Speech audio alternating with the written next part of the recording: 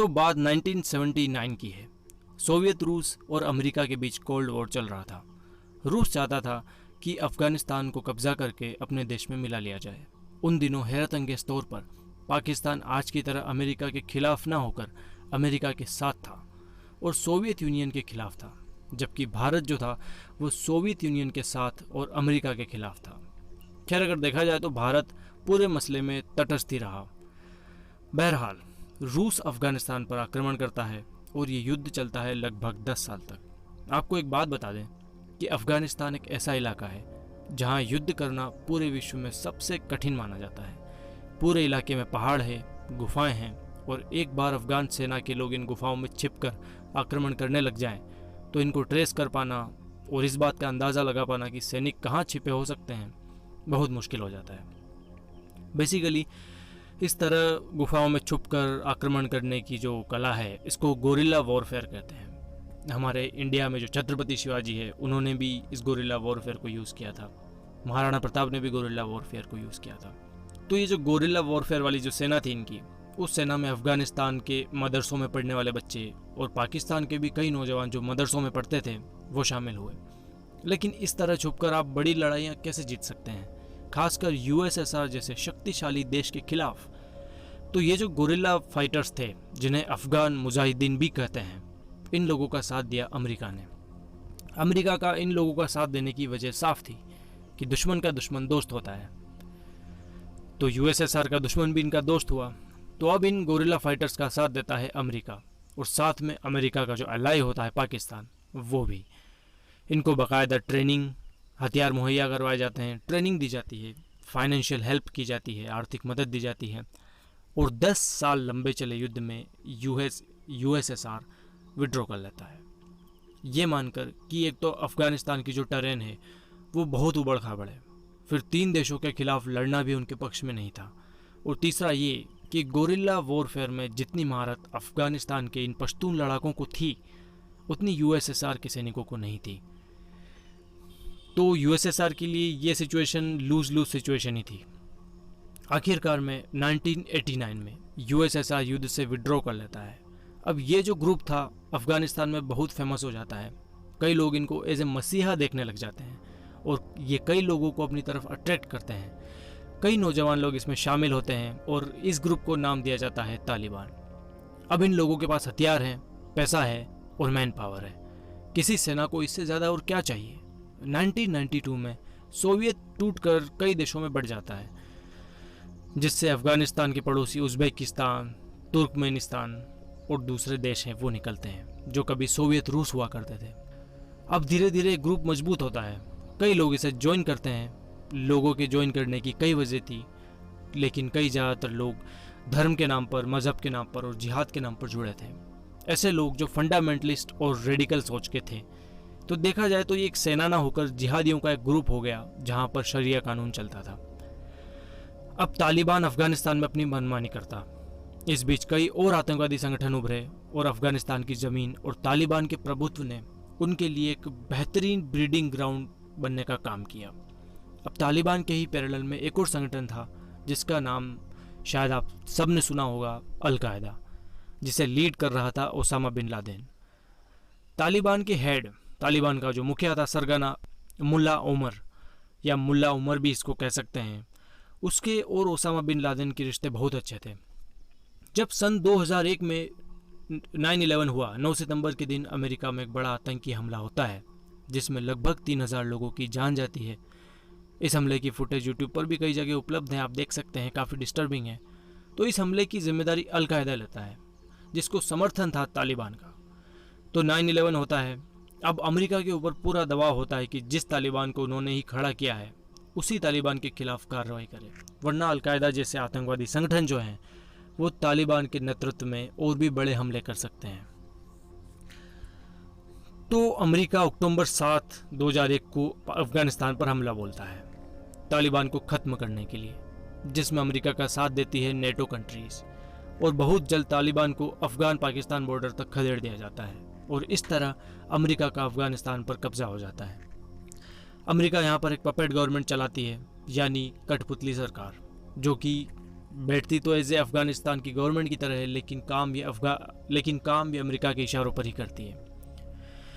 हालांकि अभी तक ओसामा बिन लादेन पकड़ा नहीं गया था, तालिबान जैसे तैसे खुद को जिंदा रखे हुए था।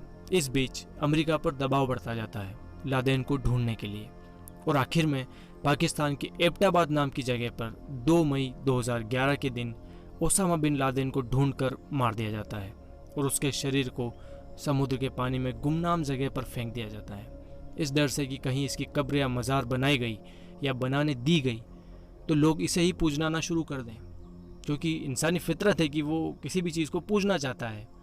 हम किसी को भी भगवान बनाने में ज़्यादा पिछड़ते नहीं हैं। खैर, अब 2011 में लादेन मारा जाता है, लेकिन चूंकि यह पाकिस्तान में मौजूद था उस वक्त जब ये मरा था, और पाकिस्तानी सरकार ने अमेरिका को इस बात की खबर तक नहीं की कि जिन्हें वो सालों से ढूंढ रहे हैं वो आतंकवादी सरगना पाकिस्तान में ही मौजूद था, तो यहाँ पर अमेरिका और पाकिस्तान के रिश्ते बिगड़ने शुरू हो जाते हैं। इस दौरान विश्व में एक नई महाशक्ति उभर रही थी जिसका नाम था चाइना। चाइना की जो कम्युनिस्ट सरकार थी वो काफ़ी अग्रेसिवली अपने फाइनेंशियल स्टेटस को बेहतर कर रही थी। चाइना एक बहुत बड़ी महाशक्ति बनकर उभर रहा था और अमेरिका को टक्कर दे रहा था बराबर की। अब इस बीच भारत में भी 26/11 हमला हो चुका था, जिसमें आमिर अजमल कसाब को पकड़ा गया और बाद में सामने आया कि वो भी पाकिस्तान से ही ट्रेनिंग लेकर आया था। और जब 2011 में लादेन को पाकिस्तान में ढूंढकर मारा गया तो एक बात साफ हुई कि पाकिस्तान आतंकवादियों को शरण देता है, इनको ट्रेन करता है, इनको दूसरे देशों में भेजता है वहाँ अनस्टेबिलिटी फैलाने के लिए और इनके लिए ब्रीडिंग ग्राउंड की तरह काम करता है। तो समीकरण बदलने शुरू होते हैं। जो भारत कोल्ड वॉर के दौरान अमेरिका के खिलाफ और सोवियत के साथ था, वो अब धीरे धीरे अमेरिका की तरफ झुकता जा रहा था, अमेरिका के पाले में जा रहा था। वजह थी आतंकवाद।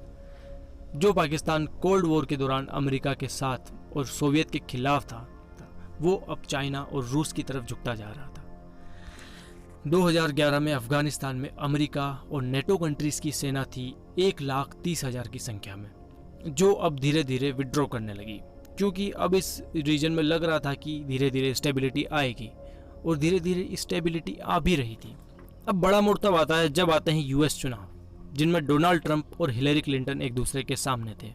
डोनाल्ड ट्रंप कहीं ना कहीं जानते थे कि अमेरिका की जनता सीरिया और अफगानिस्तान में अपने देश के नौजवानों की तैनाती और आए दिन उनकी जान जाने की खबरों से खासी खफा है, और ज़्यादातर लोग चाहते हैं कि अमेरिकी आर्मी के जवान अपने देश को वापस लौटें, जिससे उन लोगों की जान तो बचे ही, साथ ही देश का अफगानिस्तान की तरफ लगाया हुआ पैसा भी बचे।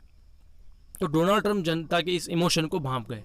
उन्होंने अपने चुनावी प्रचार के दौरान इस बात का खूब प्रचार किया कि अगर वो राष्ट्रपति चुने जाते हैं तो वो धीरे धीरे करके अफगानिस्तान और बाकी मिडिल ईस्ट से अपनी सेना अमेरिका वापस बुलवा लेंगे। तो चुनाव होता है, डोनाल्ड ट्रंप चुनाव जीतते हैं और 2020 आते आते बहुत सारे अमेरिकी सैनिकों को घर बुला लिया जाता है। हालांकि इतने सैनिक अफगानिस्तान में रखे जाते हैं कि व्यवस्था बिल्कुल ही ना बिगड़ जाए, लेकिन तालिबान के पैर पसारने के लिए अब माहौल तैयार हो चुका था। 2020 के आखिरी तिमाही में चुनाव होते हैं वापस से, और इस बार डेमोक्रेटिक पार्टी के जो बाइडन रिपब्लिकन डोनाल्ड ट्रंप को हरा देते हैं। अब चूंकि जो बाइडन को भी पता है कि अमेरिकी लोगों का मानना है कि उनके सैनिक अफगानिस्तान से वापस आने चाहिए, तो जो बाइडन डोनाल्ड ट्रंप के इस काम को और आगे बढ़ाते हैं एक कदम, और 2021 में पूरी तरह से अपने सैनिक को अफगानिस्तान से हटाने का फैसला करते हैं। बाइडन इस दौरान कहते हैं, उनकी स्पीच में उन्होंने कहा था कि 20 साल में $1 ट्रिलियन का पैसा और 2400 से ज़्यादा जवानों की मौत के बाद अब अमेरिका अपनी उस पॉलिसी को जारी नहीं रखेगा जो इसने 20 साल तक अपनाई है। मई 1 के बाद ये प्रोसेस शुरू होता है, जो कहा जा रहा है कि 31 अगस्त तक पूरा हो जाएगा। 31 अगस्त तक अमेरिकी सेना का एक भी सैनिक अफगानिस्तान में नहीं बचेगा। कई लोगों के और कई बुद्धिजीवियों के अनुसार ये अमेरिका का बहुत बड़ा ब्लंडर है, और इसका नतीजा ना सिर्फ अमेरिका, ना सिर्फ अफगानिस्तान, ना सिर्फ रीजन, पूरा विश्व भुगतेगा। अभी अगर अफगानिस्तान की हालत देखी जाए तो हालात ये हैं कि जुलाई 15 तक तालिबान कांधार समेत अफगानिस्तान के 85% इलाके को कब्जा चुका है, और अफगानिस्तान की सरकार जैसे तैसे काबुल को बचाकर रख रही है। लेकिन जैसा कि अफगानिस्तान के प्रेसिडेंट ने कहा कि पाकिस्तान से लगभग 10,000 जिहादी अफगानिस्तान के लिए रवाना हुए हैं, तालिबान की तरफ से लड़ने के लिए, और अफ़गानिस्तान के उपराष्ट्रपति के अनुसार पाकिस्तान एयरफोर्स ने भी अफ़गानिस्तान को धमकी दी एयर स्ट्राइक की। अगर ये बात सच है तो बात बहुत डरा देने वाली है। अब पाकिस्तान अमेरिका की 20 साल की मेहनत पर पानी फेरने में तालिबान का बखूबी साथ दे रहा है। ये जियोपॉलिटिक्स है, और जियोपॉलिटिक्स के लिए कहा जाता है कि नेशनल इंटरेस्ट से बढ़कर जियोपॉलिटिक्स में कुछ नहीं होता। हर देश अपने हित में सोचता है, और इस वक्त पाकिस्तान, चीन और रूस के हित में है कि अफ़गानिस्तान में यूएस बैक्ड सरकार ढह जाए और फंडामेंटलिस्ट तालिबानी सरकार आ जाए, जो कि लगभग तय दिख भी रहा है। हालांकि भारत अपनी तरफ से अफ़गानिस्तान की मदद करने की कोशिश कर रहा है, लेकिन वो काफ़ी नहीं है। दूसरे देशों को भी साथ आना पड़ेगा। और पाकिस्तान फिलहाल के लिए तालिबान की मदद कर भी रहा हो, लेकिन इस बात की कोई गारंटी नहीं है कि तालिबान भविष्य में पाकिस्तान को कोई नुकसान नहीं पहुंचाएगा। इस बारे में कोट भी है कि अगर आप सांप को पालते हैं इस उम्मीद से कि वो सिर्फ आपके पड़ोसी को काटेगा, तो आप एक भ्रम में जी रहे हैं। वो किसी दिन आपको भी ज़रूर काटेगा। तालिबान के लोगों के कानून का कोई फिक्स स्ट्रक्चर नहीं है, शरिया कानून चलता है। तालिबान कहता है कि जो कोई भी लड़की 15 साल से ऊपर की है और जो कोई विधवा 45 साल से नीचे की है, वो तालिबानी सैनिकों को गिफ्ट की जानी चाहिए। तो तालिबान एक ट्राइब है जिनके कोई नियम, कानून और इन पर कोई पाबंदी लगाने वाला नहीं है।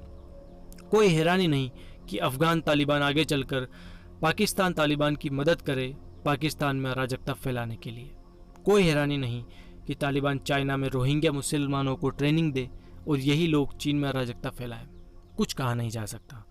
भारत के लिए तो कश्मीर में ये एक खतरा है ही, एक पोटेंशियल खतरा है, और इस बात से इनकार नहीं किया जा सकता।